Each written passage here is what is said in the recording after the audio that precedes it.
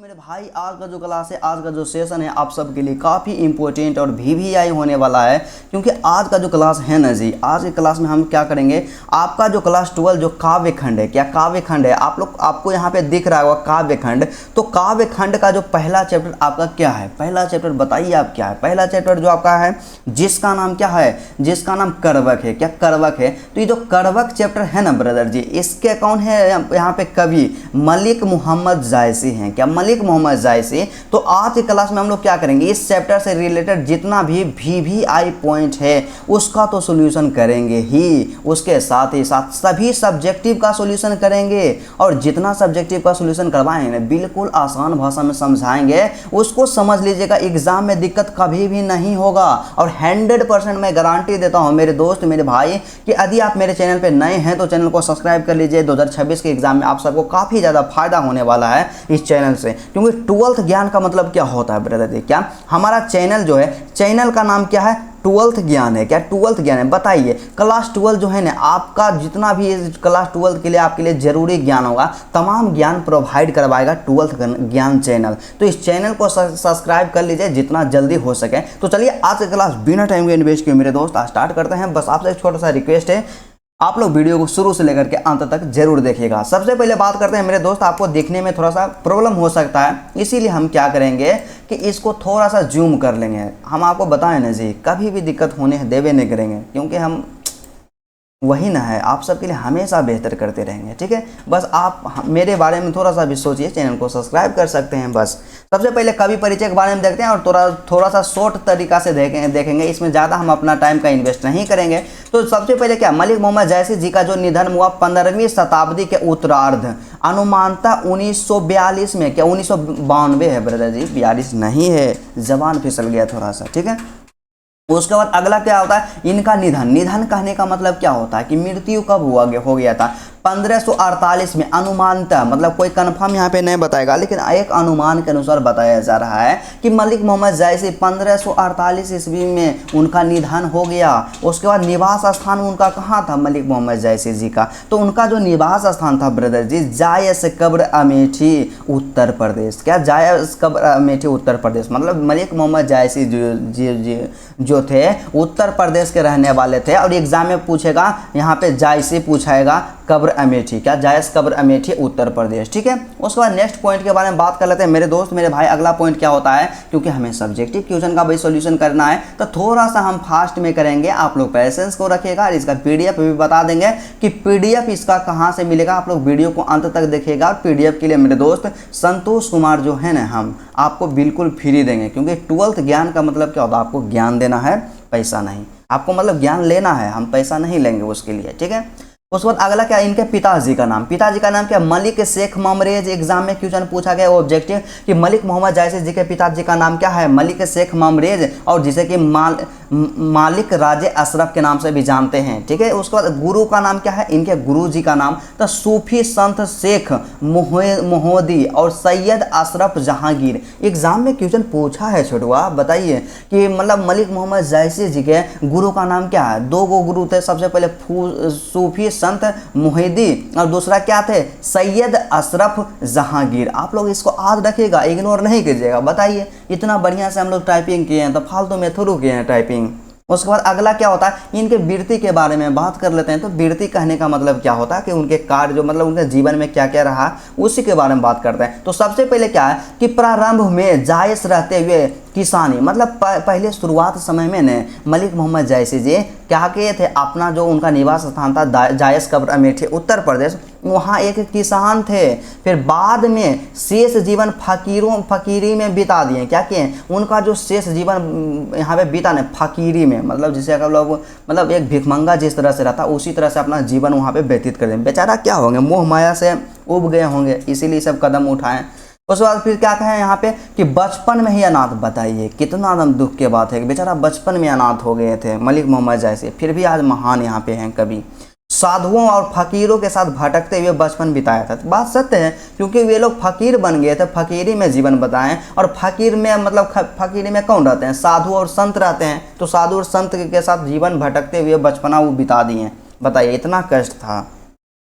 उसके बाद व्यक्तित्व के बारे में बात करें कि उनका व्यक्तित्व कैसा था, वे शारीरिक रूप से कैसे थे, तो उनका वहाँ पे क्या होता है कि चेचक के कारण रूपहीन तथा बाईं आंख और कान से वंचित थे। ओ माय गॉड, इसीलिए कहा जाता है ना ब्रदर जी कि आवश्यकता ही आविष्कार की जननी होती है, क्योंकि मलिक मोहम्मद जैसी के पास इतना सारा मतलब यहाँ पे दोस्त था, दोस्त नहीं कह सकते हैं, मतलब कमी था, लेकिन उसके बावजूद भी बेहतर किए। मतलब चेचक के कारण वो तो रूपहीन थे, उनका चेहरा बिल्कुल मतलब अच्छा नहीं लगता था देखने में। उसके बाद बाईं आंख नहीं था, ठीक है, और उसके बाद कान से भी वंचित थे, उनको कान भी नहीं था। बताइए, इतना है फिर भी महान बने। आप सब क्या है कि आपके अंदर पैशंस रहेगा, आप लोग रील्स देखिएगा तो कैसे होगा, रील्स के चक्कर में बेहतर कीजिएगा, कभी कीजिएगा जी, कभी नहीं बेहतर कीजिएगा। बाद में बोलिएगा भैया एग्जाम में तो क्वेश्चन लड़बे नहीं करेगा, तो आपका लड़बे के मन ही नहीं होता है, ठीक है। उसके बाद अगला जो बात करते हैं मेरे दोस्त मेरे छोटू, क्या है कि कृतियाँ, क्या कृतियाँ के बारे में बात करते हैं, उन्होंने किस किस चीज़ की रचना की। सबसे पहला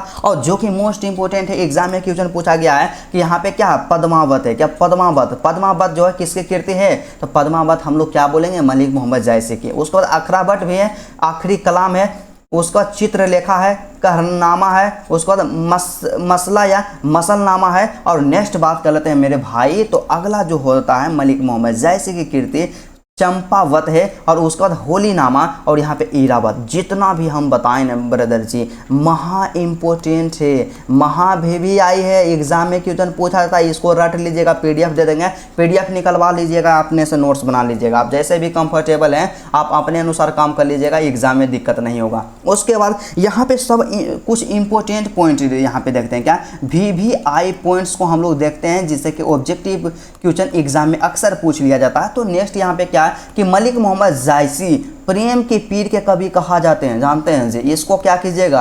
1000% इंपोर्टेंट कर दीजिएगा, क्या 1000% इंपोर्टेंट है। एग्जाम में कई बार मैक्सिमम टाइम क्वेश्चन पूछा गया है कि मलिक मोहम्मद मतलब किसे प्रेम के पीर की कवि कहा जाता है, तो मलिक मोहम्मद जायसी जो हैं, जिनका जन्म कहाँ हुआ, उत्तर प्रदेश कम्र अमेठी जायस में हुआ, वे लोग क्या, उन्हें क्या कहा जाता है, प्रेम की पीर के कवि। मतलब मोस्ट इंपोर्टेंट है जी। बताइए, इस तरह का एग्जाम में क्वेश्चन पूछ रहा कितना इंपॉर्टेंट है, तो इसको तो कभी स्किप आप लोग करवे नहीं कीजिएगा। उसके बाद अगला बात कर लेते हैं नेक्स्ट यहाँ पे पॉइंट जो है, तो अगला पॉइंट जो हमारे पास क्या है, थोड़ा सा जूम कर लेते हैं, क्योंकि जूम करने का मज़ा ही कुछ अलग है और देखने में थोड़ा सा ठीक लगता है, तो इसको जूम जरूर करना चाहिए, ठीक है। उसके बाद नेक्स्ट पॉइंट जो होता है मेरे दोस्त, आप लोग पैसेंस बना करके रखिएगा, और आपको स्पीड में प्रॉब्लम हो तो स्पीड को इंक्रीज कर लीजिएगा, वो तो आपके अंदर में आता है, ठीक है।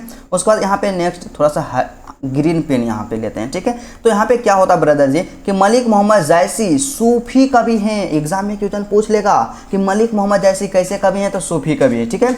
उसके बाद अगला जो होता है क्या है मेरे दोस्त, अगला जो है नेक्स्ट यहाँ पे कि मलिक मोहम्मद जायसी हिंदी साहित्य की प्रेम मार्गी। देखिए कितना इंपॉर्टेंट है जी, बताएं ना, संतोष कुमार जो है 12th ज्ञान जो आपका चैनल है, फालतू में तो नहीं कोई भी क्वेश्चन यहाँ पे ऐड करेगा। तो मलिक मोहम्मद जैसे हिंदी साहित्य के प्रेम मार्गी शाखा के काव्य धारा से जुड़े थे। आपसे क्वेश्चन पूछेगा कि मलिक मोहम्मद जैसे किस शाखा से जुड़े हुए थे, तो प्रेम मार्गी शाखा से जुड़े हुए थे। मोस्ट इंपोर्टेंट एग्जाम में पूछा हुआ है, ठीक है। उसके बाद अगला क्या होता है नेक्स्ट यहाँ पे पॉइंट, मलिक मोहम्मद जायसी की काव्य का मुख्य भाषा अवधी थी। मतलब क्या है एकदम, देखिए एग्जाम में कैसे ऑब्जेक्टिव छूट जाएगा, यही सबसे तो पूछेगा। यहाँ पे क्वेश्चन क्या पूछेगा कि मलिक मोहम्मद जायसी किस भाषा में अपना काव्य लिखते थे, तो यहाँ पे क्या हो जाएगा, अवधी हो जाएगा, क्या अवधी हो जाएगा, मोस्ट इंपोर्टेंट महा इंपोर्टेंट, ठीक है। उसके बाद नेक्स्ट बात करते हैं, तो अगला जो यहाँ पे है ना ब्रदर जी, अगला क्या होता है कि जायसी के काव्य का मुख्य रस क्या है,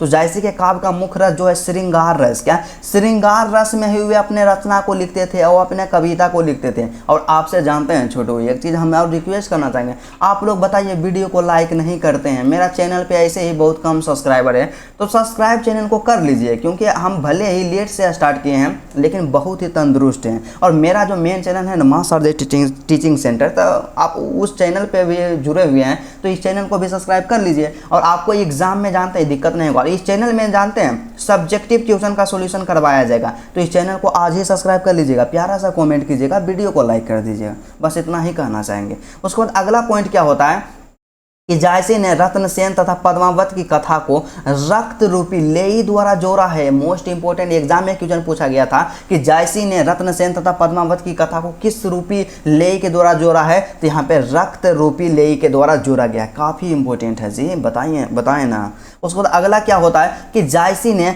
रत्नसेन तथा पद्मावत की कथा को अपने आंसुओं से सींचा है। कहाँ से सींचा है, कैसे सींचा है, तो अपने आंसू जो होता है ना ब्रदर जी, अपने आंसू से सींचे हैं।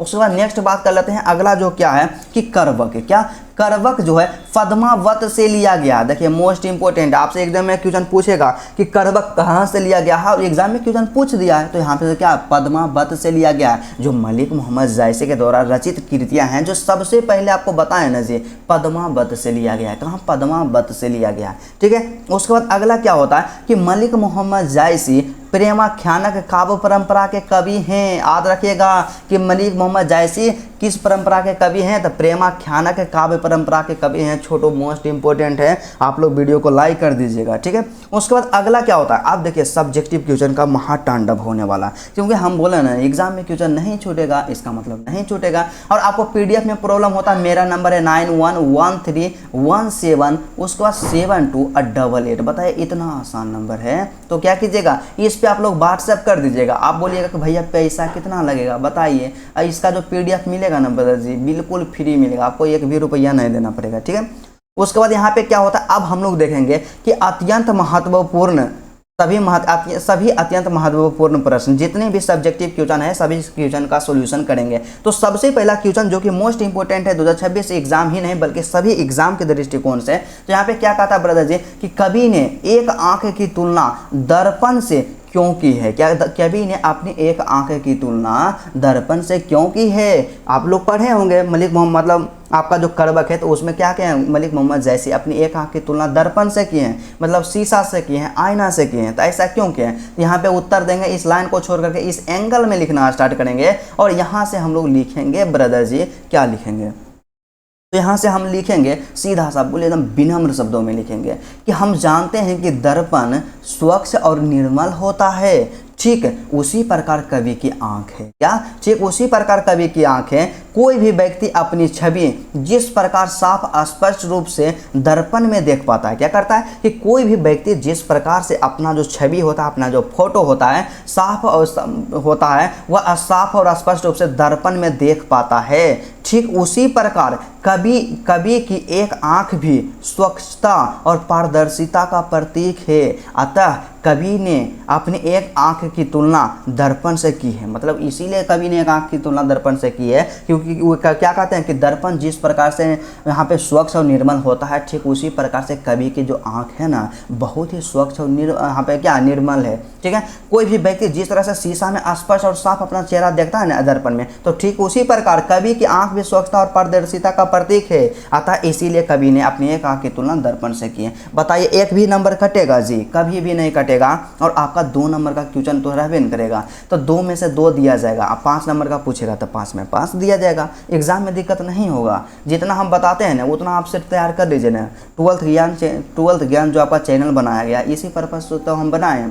उसका दूसरा क्वेश्चन क्या कहता है कि पहले करवक में कलंक, कांच और कंचन से क्या तात्पर्य है। देखिए पहला जो करवक है ना, तो पहला करवक में कांच के बारे में, कलंक के बारे में चर्चा किया गया, कांच के बारे में चर्चा किया और कंचन के बारे में चर्चा किया गया। तो इसका मतलब क्या है, क्यों यहाँ पे चर्चा किए, तो उत्तर लिखना है कि कवि ने कलंक, कांच और कंचन शब्दों का उपयोग करके अपने विचारों को प्रकट किए हैं। क्या किए हैं, अपने विचारों को प्रकट किए हैं। गोलू समझे हैं जी, बताइए आप कैसे नहीं समझिएगा, ठीक है। उसके बाद यहाँ पे लिखना है कि कलंक शब्द की चर्चा करते हुए लेखक यह कहते हैं कि चंद्रमा में दाग होते हुए भी वह संसार को रोशनी देता है। बिल्कुल सही है जी कि चंद्रमा में कई सारे दाग हैं लेकिन वह फिर भी संसार को क्या देती है, रोशनी देती है, प्रकाश देती है। अर्थात उस रोशनी के क्या, अर्थात उस रोशनी के, उसके बाद यहाँ पे पीडीएफ को थोड़ा सा साइज में ले आएंगे, ठीक है।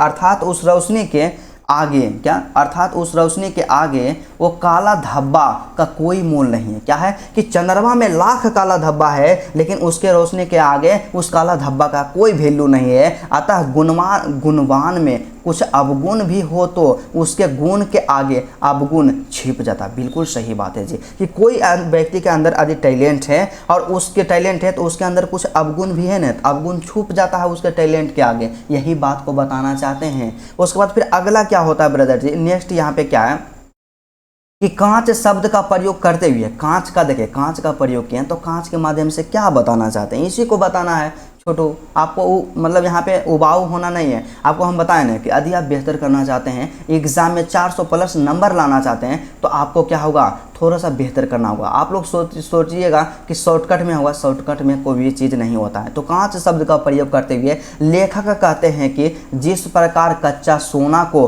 गलाकर तपाकर असली सोना में बदला जाता है, बहुत ही सही बात है जी, कि जिस प्रकार कच्चा सोना को गला दिया जाता है और तपाकर असली सोना में बदला जाता है, उसी प्रकार इंसान को बिना संघर्ष, बिना तपस्या और त्याग को श्रेष्ठ सफलता नहीं मिलती, श्रेष्ठ और सफलता नहीं मिलती। बिल्कुल करेक्ट बात बोले हैं, दिल को छू लिए हैं कि जिस प्रकार एक सोना होता है उसको गलाया जाता है, तपाया जाता है और असली सोना में बदला जाता है, ठीक उसी प्रकार इंसान को बिना संघर्ष, तपस्या और त्याग के श्रेष्ठ और महानता कभी मिल ही नहीं सकता। वाह, क्या यहाँ पे लाइन लिखे हैं मलिक मोहम्मद जैसे।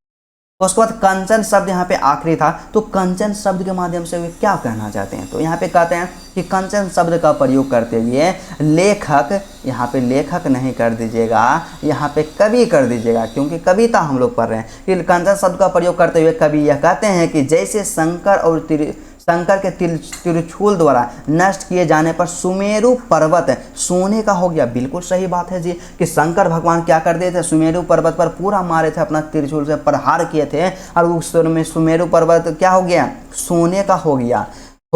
वैसे ही सज्जनों की संगति से दुर्जन भी श्रेष्ठमान बन जाता है। बिल्कुल सही बात है जी, मतलब अधिक कोई व्यक्ति मतलब बहुत अत्याचारी रहेगा, खराब आदमी रहेगा, वो अच्छा आदमी के साथ रहना स्टार्ट करेगा ना जी, वो भी एक दिन एक अच्छा आदमी बन जाएगा, एक मतलब बेहतर इंसान बन जाएगा। तो वही होता है कि संगति का बहुत ही असर पड़ता है, क्योंकि संगति का मतलब होता है संगति होता है। इस चीज़ को याद रखिएगा, आप भी अपना संगति को बेहतर कीजिएगा, ठीक है। उसके बाद तीसरा प्रश्न हमारे पास जो दिया गया काफ़ी मोस्ट इंपॉर्टेंट है। थर्ड क्वेश्चन क्या कहता है कि पहले करवक में बयानजीत जायसी के आत्मविश्वास का परिचय अपनों शब्दों में दे, मतलब पहले करवक में जायसी क्या क्या बोले हैं ना, उसी को बताना है। और हम लोग करवक में 2 करवक को पढ़ते हैं, करवक 1, करवक 2, तो पहले करवक के बारे में लिखना है। 5 नंबर यह क्वेश्चन पूछा जाता है, तो यहाँ से लिखना है ब्रदर जी, मोस्ट इंपॉर्टेंट एग्जाम में पूछा हुआ है कि पहले करवक में कवि ने अपने आत्मविश्वास को दर्शाया। बिल्कुल सही है जी, क्योंकि अपना आत्मविश्वास को वहाँ पे दर्शाए हैं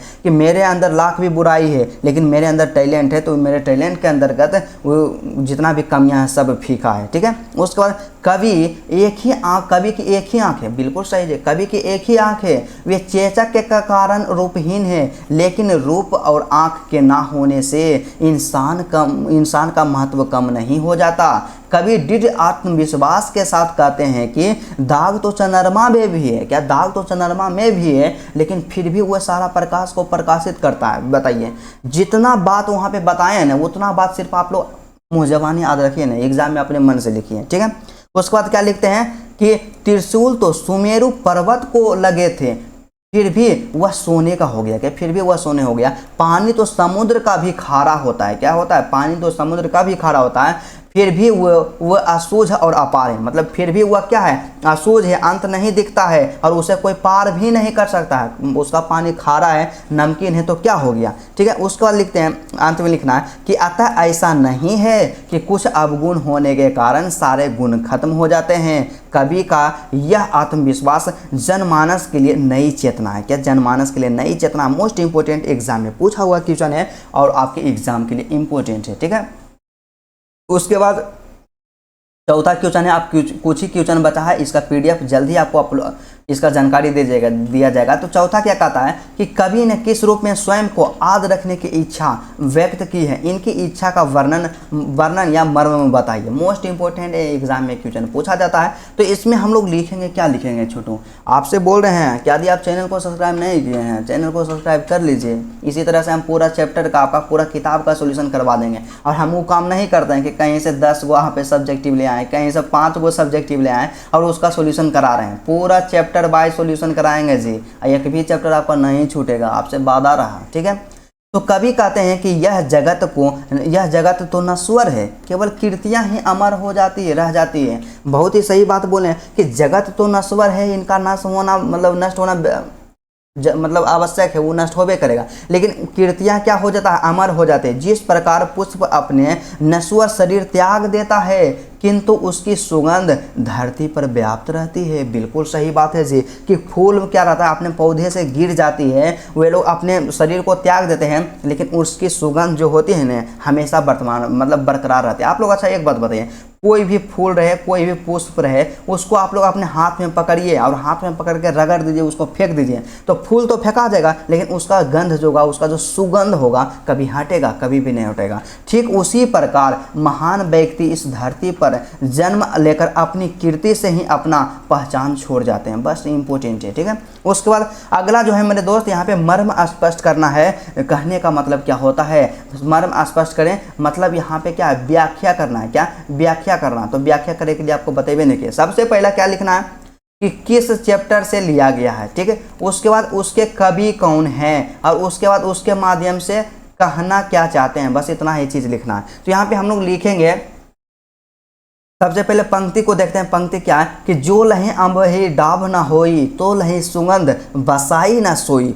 करबक से लिया गया है, इसको हम पढ़ें तो स्पष्ट पता चल गया, ठीक है। उसके बाद यहाँ से हम लोग लिखेंगे उत्तर दे करके कि प्रस्तुत पंक्तियाँ हमारे हिंदी पाठ्य पुस्तक के करबक नामक पाठ से लिया गया है। पहला स्टेप हमारा कंप्लीट हुआ, ठीक है। उसके बाद इसके कवि कौन है, तो जिसके कवि मलिक मोहम्मद जैसी हैं। इतना लिखे ना जी, 2 काम कंप्लीट हो गया।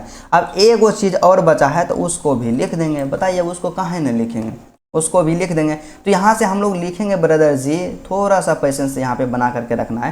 तो यहाँ से हम लोग क्या लिखेंगे कि कवि, आप मतलब इस पंक्ति के माध्यम से कवि क्या कहना चाहते हैं, इसी को लिखेंगे ना। तो इस पंक्ति के माध्यम से यह कहना चाहते हैं, इस पंक्ति के माध्यम से कवि यह कहना चाहते हैं कि जिस प्रकार आम में जब तक कोयली नहीं निकलती है, मतलब क्या होता है कि आम क्या होता है उसमें कोयली निकलती है या कोयली निकलती है, तब तक आम में सुगंध नहीं आता है। मतलब क्या, तब तक आम में सुगंध नहीं आएगा। इसका अर्थ यह हुआ कि आम में सुगंध आने के लिए डाब से भरी हुई मंजरियों का आना अनिवार्य है। बिल्कुल सही है जी, जब आम में मंजरी नहीं आएगा तब कैसे आम फरेगा, कैसे आम उसमें आएगा, ठीक है। तो डाब के कारण आम में खुशबू आ जाती है और वे उसे खाने का जी करता है। क्या करता है, डाब के कारण आम में खुशबू आ जाती है, वे उसे खाने का जी करता है। उसी प्रकार कोई भी व्यक्ति अपने गुण के बल पर समाज में आदर पाता है। क्या पाता, बिल्कुल सही है कि किसी भी व्यक्ति के अंदर यदि कोई गुण है, कोई टैलेंट है, कोई इंसान अच्छा है तो समाज में उन्हें अच्छा खासा रिस्पेक्ट दिया जाता है, ठीक है। लेकिन अभी का समय थोड़ा सा कुछ ऐसा नहीं रहा, क्योंकि हर आदमी किसी में कमियां निकालने का प्रयास करता है, ठीक है। उसके बाद छठा प्रश्न है कि रक्त के लय का क्या अर्थ है, बताइए जी। एग्जाम में इतना बार पूछा गया, इसको VVI कर दीजिए। सुनो, इसको VVI है, मोस्ट इंपोर्टेंट है। उसके बाद अगला यहाँ पे इसमें उत्तर लिखना है, इसका उत्तर नहीं उत्तर लिखना है, जबान फिसल गया, ठीक है। रक्त के लय का क्या अर्थ होता है, तो यहाँ पे लिखना है मेरे दोस्त मेरे भाई कि कविवर जैसी कहते हैं कि मैंने काव्य रचना सुनाया है। क्या, मैंने यह काव्य रचना सुनाया है। इस काव्य को जिसने भी सुना है उसी को प्रेम के पीड़ा का अनुभव हुआ है। मतलब वो बोलते हैं कि कविवर जैसी कहते हैं कि मैंने यह काव्य रच कर सुनाया, मतलब इस काव्य को हम तो रच कर सुना दिए हैं, लेकिन इस काव्य को जिसने भी सुना है उसी को प्रेम की पीड़ा का अनुभव हुआ। मैंने इस कथा को रक्त रूपी लेई के द्वारा जोड़ा है और इसकी गाढ़ी प्रीति को आंसुओं से भिगाया है। मोस्ट इंपोर्टेंट है, इतना लिख दीजिएगा, एक भी नंबर नहीं कटेगा। उसके बाद 7वां प्रश्न हमारा क्या कहता है, तो 7वां प्रश्न क्या कहता है बाबू, 7वां प्रश्न क्या कह रहा है कि मोहम्मद यही कवि जोरी सुनावा। क्या, मोहम्मद यही कवि जोरी सुनावा। यहाँ कवि ने जोरी, क्या यहाँ कवि ने जोरी शब्द का प्रयोग किस अर्थ में किया है, इसको बताना है। तो मोस्ट इंपोर्टेंट है, इसको बता देते हैं। काहे न बताएंगे, जब एग्जाम में हमसे पूछ दिया तो काहे न बताएंगे। यहाँ पे लिखेंगे कि कवि मलिक मोहम्मद जायसी ने मोहम्मद कवि यही जोड़ी सुनावा में जोड़ी शब्द का प्रयोग रचकर या बनाकर अर्थ में किया है। क्या बनाकर अर्थ में किया है, अर्थात उन्होंने कहा है कि मैंने यह काव्य रचना या बनाकर सुनाया है। क्या क्या है कि मैंने यह इस काव्य को रचकर या बनाकर सुनाया। बस यही हो गया इसका आंसर। उसके बाद 8वां है, और मुझे लगता है 8वां के बाद एक और प्रश्न है, बस इसका पूरा द एंड हो जाएगा। और आपका वन शॉट जो आज क्लास लिया है ना, इसी तरह से हर एक चैप्टर का लेंगे और आप लोग कमेंट करके बताइएगा क्या इससे आपको फ़ायदा होता है। तो आपको फ़ायदा होता है तो आप लोग कंटिन्यू देखिएगा, इसमें PDF ले लीजिएगा। उसके बाद 8वां क्वेश्चन क्या कहता है कि दूसरे करवक का भाव संदर्भ स्पष्ट कीजिए। 5 नंबर वाला क्वेश्चन एग्जाम में पूछा जाता है, इसको स्किप नहीं करना है, आपके एग्जाम के लिए इंपॉर्टेंट ही नहीं महा इंपॉर्टेंट है, ठीक है। उसके बाद अगला जो यहाँ पे क्या कहता है कि कवि दूसरे करवक में कहते हैं कि अब कहाँ है वह रत्नसेन जो ऐसे राजा था। क्या मतलब अब कहाँ है रत्नसेन जो ऐसे राजा था, मतलब कहाँ है वह सुआ जो ऐसा बुद्धि लेकर जन्मा था। मतलब कहाँ वह एक पैरोट है, तोता है जो ऐसा बुद्धि लेकर के जन्मे। कहाँ है वह अलाउद्दीन सुल्तान, कहाँ है वह राघव चेतन जिसकी शान इतना बखान किया गया है। कहाँ है वह विश्व सुंदरी रानी पद्मावती। अब कोई नहीं रहा। क्या अब कोई नहीं रहा। उसके बाद लिखते हैं अब कोई नहीं रहा, लेकिन जगत में उनकी कहानियाँ रह गई। उनकी ध्वनि अब सुनाई नहीं देती है पर उनकी कीर्तियाँ रह गई। क्या कि उनकी आवाज़ तो अब सुनाई नहीं देती है पर उनकी कीर्तियाँ रह गई। जैसे फूल मर जाते हैं, क्या करते हैं, फूल मर जाते हैं, नष्ट हो जाते हैं, पर उनका सुगंध रह जाता है। किसी ने जगत में अपनी यश को नहीं बेचा है, किसी ने उसे यश का मूल्य नहीं लिया है। जो यह कहानी में मैंने पढ़ा उसी के बारे में सभी से 2 बोल बोला है। क्या सभी से 2 बोल बोला है। यही है दूसरे करवक का भाव संदर्भ। उसके बाद अगला और सबसे लास्ट प्रश्न है। तो नेक्स्ट प्रश्न यहाँ पे क्या कहता है ब्रदर जी, व्याख्या करे वाला है। तो व्याख्या करे वाला क्या है कि धनी सो पुरुष जस कीरत जासु। क्या धनी सो पुरुष जस कीर्ति जासु फूल मरे पर मरे न बासो। मोस्ट इंपॉर्टेंट है, दिल को छू लेता है कि धनी सो पुरुष जस कीरत जासो फूल मरे पर मरे न बासो। इसका मतलब क्या होता है, इसका मतलब हमें समझाना है। तो यहाँ से लिखना है कि इस पंक्ति में रत्नसेन और पद्मावती की चर्चा करते हुए जैसे यह कहना चाहते हैं कि वही पुरुष महान है जिसकी कीर्ति महान होती है। संसार में कोई नहीं रहता, सबको जाना है। क्या संसार में कोई भी नहीं रहता, सबको जाना है। और उसके बाद यहाँ पे क्या लिखना है ब्रदर जी, उसके बाद यहाँ पे हमें लिखना है कि संसार में उनकी कहानी रह जाती है। क्या करते हैं, संसार में तो कोई नहीं रहता है, सबको क्या होता है, जाना होता है भगवान जी के पास, लेकिन उनकी कीर्तियाँ रह जाती हैं, उनकी कहानी रह जाती है। कभी कहते हैं वे पुरुष धन्य है जिनकी कीर्ति संसार में बनी रहती है। क्या कहते हैं कि वे पुरुष बहुत ही महान है जिसकी कीर्ति संसार में बनी रहती है। जैसे कि महात्मा गांधी, सुभाष चंद्र बोस, ये सब के क्या है, कीर्ति संसार में बना हुआ है। वे अपने कुछ उदाहरण द्वारा अपने कथन की पुष्टि करते हैं। जिस प्रकार फूल मुरझा जाता है पर उसकी खुशबू काफ़ी समय तक रहती है, ठीक उसी प्रकार व्यक्ति का भी नाम उसके मरने के बाद भी अमर हो जाता है। क्या व्यक्ति का भी नाम उसके मरने के बाद अमर हो जाता है। तो मेरे दोस्त आपको पता भी नहीं चला होगा, आपका जितना भी सब्जेक्टिव क्वेश्चन है ना, तमाम क्वेश्चन का सॉल्यूशन करवा दिया गया। आप लोग यहाँ से थोड़ा सा देख लीजिएगा, जितना भी सब्जेक्टिव क्वेश्चन है तमाम क्वेश्चन का सॉल्यूशन करवा गया। उसके बाद ऑब्जेक्टिव पॉइंट सभी चीज़ों का सॉल्यूशन करवा दिया गया। नेक्स्ट जो आपका क्लास होगा ना ब्रदर जी, आप लोग चैनल के नोटिफिकेशन को आप लोग ऑन कर दीजिएगा और उसमें क्या करेंगे, आपका दूसरा चैप्टर जिसका नाम क्या है, पद है, जो कि क्या है, सूरदास के द्वारा लिखा गया है। मोस्ट इंपॉर्टेंट है, एग्जाम में क्वेश्चन पूछ सकता है, इसको इग्नोर नहीं कीजिएगा, इसका सॉल्यूशन करवाएंगे। तो चलिए आज का क्लास यहीं तक रहता है। यदि आपको वीडियो पसंद आए तो वीडियो को दिल से लाइक कीजिएगा और मेरे चैनल पे यदि आप नए हैं मेरे भाई तो चैनल को भी सब्सक्राइब जरूर कर लीजिएगा।